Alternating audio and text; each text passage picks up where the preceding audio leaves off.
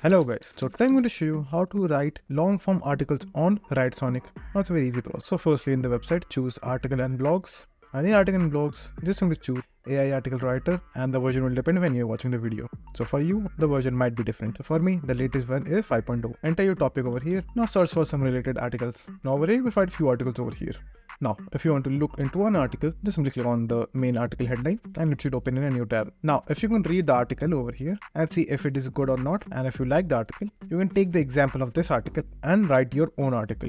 So just simply choose any article that you like and click on next. Now over here, if you want to give some additional information, you can obviously do that and add your keywords, your quality type, your language, and your brand voice if you have any. And after that, click on generate article. So it's going to take some time, so be patient.